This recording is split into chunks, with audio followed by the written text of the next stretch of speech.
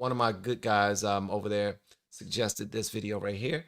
So they said that this right here is definitely one that's worth watching, worth checking out. So that's exactly what we're going to do. Please let me know what y'all think in the comments. Well, you spoke several times before about ideological subversion. That is a phrase that I'm afraid some Americans don't fully understand.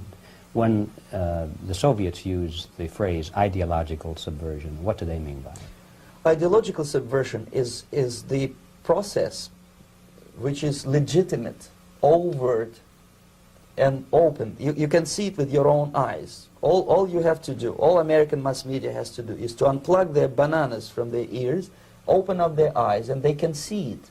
There is no mystery. There is nothing to do with espionage. I know that espionage intelligence gathering looks more romantic. It sells more deodorants through the advertising, probably. That's why your Hollywood producers are so crazy about James Bond. The main emphasis of the KGB is not in the area of intelligence at all.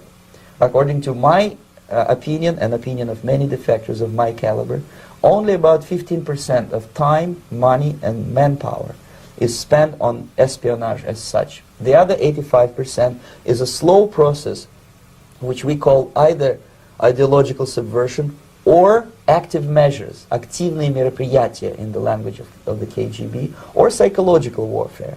What it basically means is to change the perception of reality of every American to such an extent that despite of the abundance of information, no one is able to come to sensible conclusions in the interests of defending themselves, their families, their community, and their country.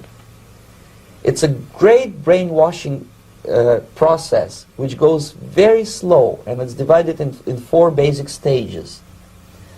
The first one being demoralization. It takes from 15 to 20 years to demoralize a nation. Why that many years? Because this is the minimum number of years which requires to educate one generation of students in the country of your enemy, exposed to the ideology of the enemy. In other words, Marxism-Leninism ideology is being pumped into the soft heads of at least 3 generations of American students without being challenged or counterbalanced by the basic values of Americanism. Always start with the kids. My gracious, man, that's cold. They start with the kids whenever, and we already see what's happening. I just now did a video of children right now, what's being taught in the school systems right now, and it's horrible. It's absolutely, oh my gosh. Without being challenged or counterbalanced by the basic values of Americanism, American patriotism. The result you can see. Most of the people who graduated in the 60s, dropouts or half-baked intellectuals, are now occupying the positions of power in the government, civil service, business, mass media, educational system. Yep. You are stuck with them. You cannot get rid of them. They are contaminated. They are programmed to think and react to certain stimuli in a certain pattern. You cannot change their mind, even if you expose them to authentic information, even if you prove that white is white and black is black, you still cannot change the basic perception and the logic of behavior. In other words, these people, the process of demoralization is complete and irreversible. To get rid society of these people, you need another 20 or 15 years to educate a new generation of patriotically minded and common sense people who would be acting in favor and in the interests of the United States society. And yet these people who've been programmed and, as you say, in place, and Yes. who are favorable to an opening with the Soviet concept, these are the very people who would be marked for extermination in this country? Most of them, yes. Simply because the psychological shock when they will see in future what the beautiful society of equality and social justice means in practice, obviously they will revolt. They will be very unhappy, frustrated people. And the Marxist-Leninist regime does not tolerate these people. Obviously they will join the links of dissenters, dissidents. Yes. Unlike in present United States, there will be no place for dissent in future Marxist-Leninist America. Here you can get popular like Daniel Ellsberg and filthy rich like Jane Fonda for being dissident, for criticizing your Pentagon. In future, these people will be simply squashed like cockroaches. Nobody is going to pay them nothing for their beautiful, noble ideas of equality. This they don't understand, and it will be greatest shock for them, of course. The demoralization process in the United States is basically completed already. For the last 25 years. Actually, it's overfulfilled, because demoralization now reaches such areas where previously not even Comrade Andropov and all his experts would even dream of such a tremendous success. Most of it is done by Americans to Americans, thanks to lack of moral standards. As I mentioned before, exposure to true information does not matter anymore. A person who was demoralized is unable to assess true information. The facts tell nothing to him. Even if I shower him with information, with authentic proof, with documents, with pictures, even if I take him by force to the Soviet Union and show him concentration camp, he will refuse to believe it until he is going to receive a kick in his fat bottom. And that's the problem right there. People are so programmed to believe what they believe that no matter what you say, no matter what you do, no matter who you are as a person, you can be the best person they've ever met in their lives. They never saw you rob anybody. They never saw you get in trouble for anything dumb. They always saw you showing love to people, always saw you smiling. They always, every single time they have any type of interaction with you is filled with love, is filled with joy, is filled with just excitement about life and all those things.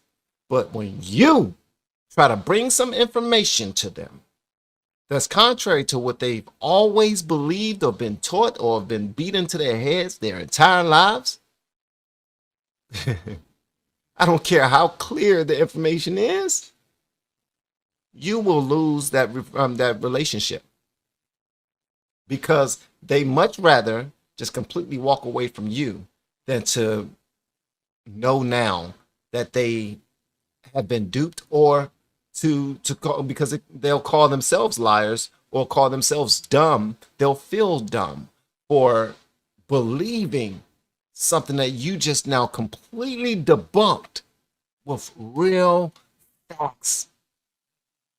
Okay, let's go. The military boot crashes then he will understand, but not before that. That's the tragic of the situation of demoralization.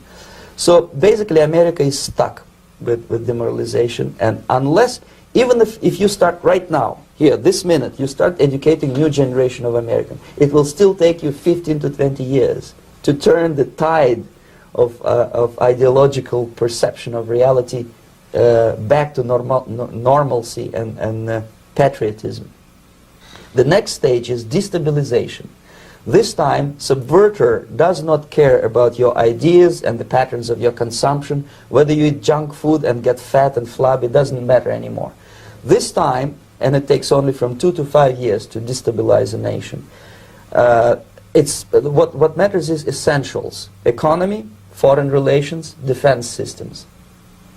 And you can see it quite clearly that in some areas, in such sensitive areas as defense and economy, the influence of Marxist-Leninist ideas in the United States is absolutely fantastic. I could never believe it 14 years ago when I landed in this part of the world, that the process will go that fast. The next stage, of course, is crisis. It may take only up to 6 weeks to bring a country to the verge of crisis. You can see it in Central America now. And after crisis, with a violent change of power, structure, and economy, you have so-called the period of normalization. It may last indefinitely. Normalization is a cynical expression borrowed from Soviet propaganda. When the Soviet tanks moved into Czechoslovakia in '68, Comrade Brezhnev said, "Now the situation in brotherly Czechoslovakia is normalized." This is what will happen in the United States if you allow all these schmucks to bring the country to crisis, to promise people all kind of goodies and the paradise on earth, to destabilize your economy, to eliminate the principle of free market competition and to put a big brother government in Washington, D.C., with benevolent dictators like Walter Mondale, who will promise lots of things, never mind whether the promises are fulfillable or not.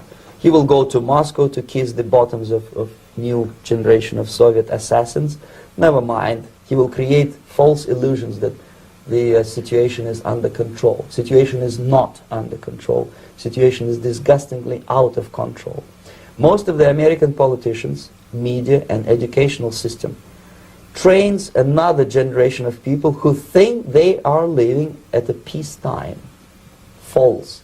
The United States is in the state of war, undeclared total war against the basic principles and the foundations of this system. For all the people who are saying on Twitter and other and on other platforms, to myself and other content creators who are going down this path right now, and you're saying that we're lost, we're brainwashed, we're doing Uncle Thomas work and all that other stuff.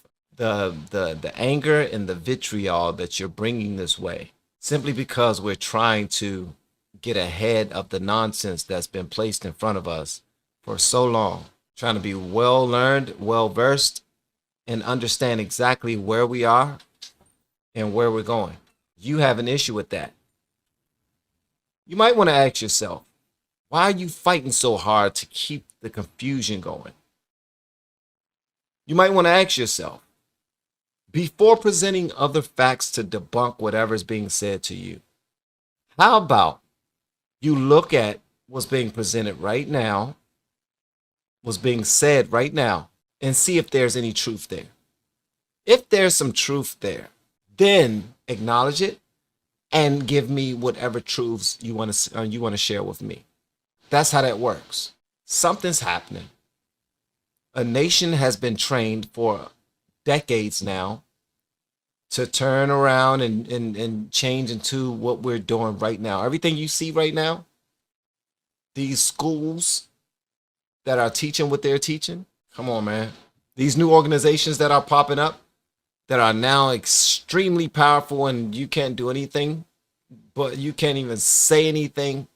You can't check anybody who's inside of a restroom with the ding-a-ling hanging out, but they call themselves a woman. You can't even say anything to them because you're a transphobe now. Even if you got a kid in there that you're trying to protect from that, all that has been happening for a minute now. And now it's become normalized, and whoever says something about it is the enemy. Whoever addresses it now is the enemy. Whoever addresses it now is the dinosaurs, because you can't get with the new reality. Ain't no new reality. Reality is reality. And the initiator of this war is not Comrade Andropov, of course. It's the system. However ridiculous it may sound, the world communist system or the world communist conspiracy, whether I scare some people or not, I don't give a hoot. If you are not scared by now, nothing can scare you.